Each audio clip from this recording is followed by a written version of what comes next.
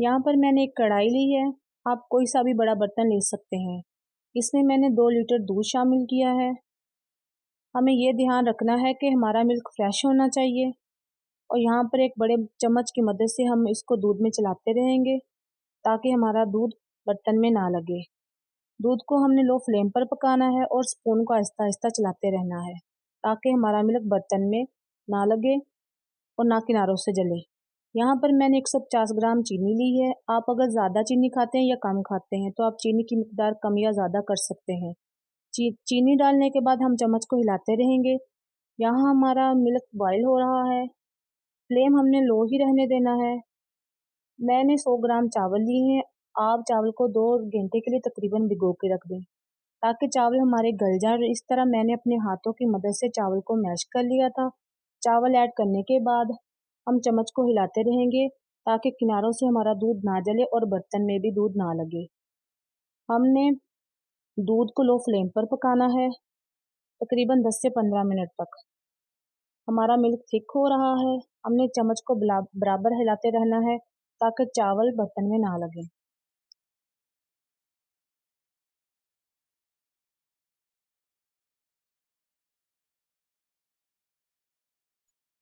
आपने हमारी वीडियो को बिल्कुल भी स्किप नहीं करना। ये स्पेशल खीर की स्पेशल ट्रिक है जो कि हमारी खीर के जायके और लज्जत को दुबाला कर देगी। यही हमारी स्पेशल सी खीर का स्पेशल सीक्रेट है। जो चावल हमने भिगो कर रखे थे, हम उसी चावल में से 3 चम्मच एक अलग बाउल में ले लेंगे और उसमें चावल डालने के बाद मैंने यहाँ 3 चम्मच ड्राई मिल्क लिया है, उसको भी हम उस चावल में ऐड कर देंगे। उसके बाद मैंने थोड़ा सा दूध लिया है। अब हम इन तमाम अज्जा को ग्राइंड कर देंगे। यहाँ हमारा दूध पक रहा है। इसमें हम ग्राइंड किए हुए चावल का पेस्ट शामिल कर देंगे। चावल, ड्राई मिल्क और दूध का पेस्ट ऐड करने से हमारी खीर ठीक होगी और ड्राई मिल्क से हमारी खीर का कलर भी चेंज हो जाएगा और जायका भी मज़ीद लजीज होगा। पेस्ट ऐड करने के बाद चम्मच को हम हल्के हाथों की मदद से चलाते रहेंगे और फ्लेम को लो ही रखना है।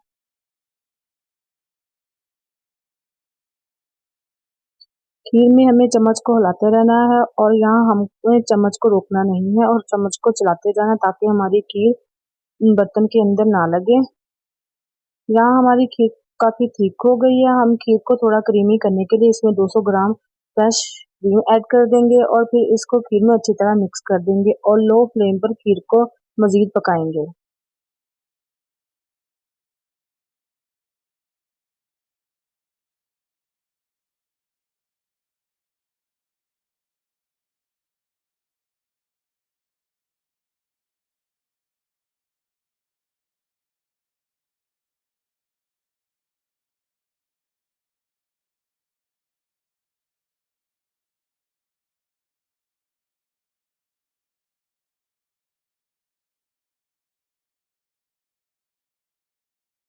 हम खीर को लो फ्लेम पर पकाएंगे और आहिस्ता आहिस्ता चम्मच को हिलाते रहेंगे ताकि हमारी खीर बर्तन में ना लग सके।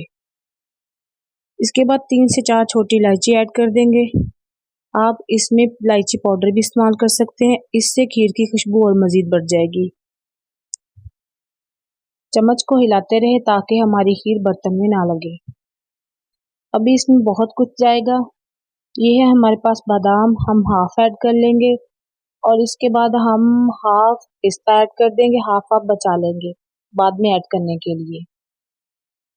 ये हमने यहाँ पर इसलिए ऐड किया है, इनकी अपनी एक खुशबू होती है, एक फ्लेवर होता है जो खीर के अंदर जाना बहुत ज़रूरी होता है। अब जो ये खीर हो गई है तैयार, सुभान अल्लाह, इतनी मज़ेदार बनेगी आप भूल जाएंगे मार्केट की और किसी भी ब्रांड की खीर को। और दूसरी जो खास बात, ये ओरिजिनल चीज़ है। हमने इसमें कोई माया डाल के या अरारोट डाल के आर्टिफिशियली गाढ़ा नहीं किया। हमने ओरिजिनल रेसिपी ही तैयार की है। ये देखिए, ये थिक हो चुकी है। बाउल में निकालते हैं इसको। हमने जब भी इसको सर्व करना है, हमने कुछ ना कुछ ड्राई फ्रूट्स बचा कर रख लेने हैं। माशाल्लाह माशाल्लाह, देखिए मेरे अल्लाह की शान, जिसके करम से हम इंसानों के हाथों में जायका है। सबसे खास बात जो आपकी कुकिंग में होती है वो आपकी मोहब्बत होती है। हमेशा खाना मोहब्बत से बनाया करें, दिल से बनाया करें ताकि मज़ीद बेहतरी आए। उम्मीद है आपको हमारी ये वीडियो पसंद आई होगी। इसी खुशी में हमारे चैनल को सब्सक्राइब कर दें।